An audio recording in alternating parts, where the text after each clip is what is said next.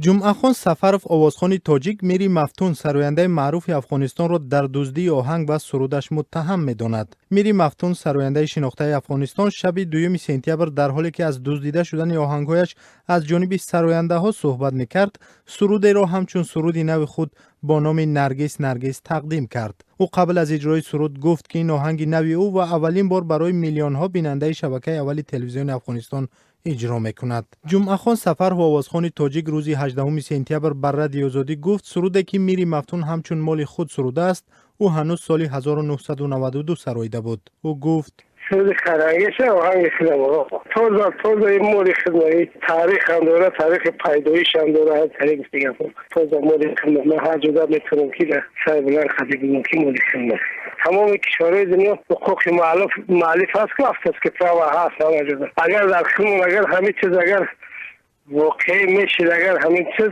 من مثل که سیدیو رای مثلا اگر سیاه را چیز اگر مثلا خدی. با این وجود جمعه‌خان سفرов میگوید اگر میری مفتون اعتراف کند که واقعا این سرود و آهنگ مربوط به او است، هیچ شکایتی نخواهد کرد. سرود نرگس سالهای 1990 با صدای جمعه‌خان سفرov در تلویزیون تاجیکستان زیاد پخش میشد.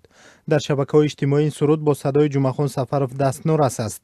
تنها در یک صفحه در شبکه اجتماعی فیسبوک این سرود را که میری مفتون میخواند بیش از 440,000 نفر در یک هفته تماشا کرده است. میری مفتون سراینده تاجیک تبار افغانستان روز 18 سپتامبر در صحبت بر رادیو آزادی گفت که واقعا این سرود مال جمعه‌خان سفرov است و بنابر سبب سراسیمگی در صحبت تلویزیونی نتوانست از مؤلف نام ببرد. وی در صحبت با رادیو آزادی از مال خود خواندن آهنگ عذر خواست. او گفت که 14 سال پیش فیته جمعه‌خان سفرov را در فرانسه دوستش برایش تحفه کرده بود و این سرود را از همان شنیده بود. 14 سال پیش من از کسیت جمعه 14 سال پیش شنیدم، بعد درم پیشم بود همون نخوندم بعد 2 ساعت ریاضی را در تلویزیون یک تنها 2 ساعتش و دیگهش ماندم و گفتم سری آهنگ من کار دارم، یعنی گفتم میرا قسمی ثبت کنم که از اکای شما یاد بکنم باز دیگه برابر نشد که را ثبتم بکنم و تنها دیگه سطرش هم رو یک سطرش خوندم با او بگو ما باز از اکای جمعه یاد میکنم این آوازی همو خوندم اکای جمعه هم بسیار آواز خوب دارد این میشکل همین رقمی که من میخونم و هم از این که خوبتر خونده.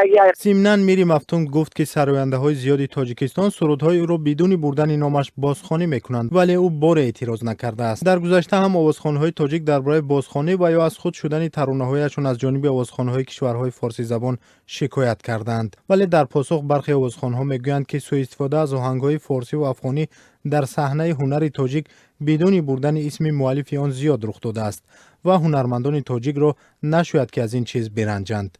یک کارشناس موسیقی گفت در حالی که آوازخوان‌های زمان امروز از حق مؤلف صحبت می‌کنند، در شرق همان عنعنه بازخوانی آهنگ معروف از جانب چندین هنرمند عمل می‌کند و فلسفه‌اش همین است که کدام از آنها این آهنگ را بهتر از دیگرها اجرا می‌کنند.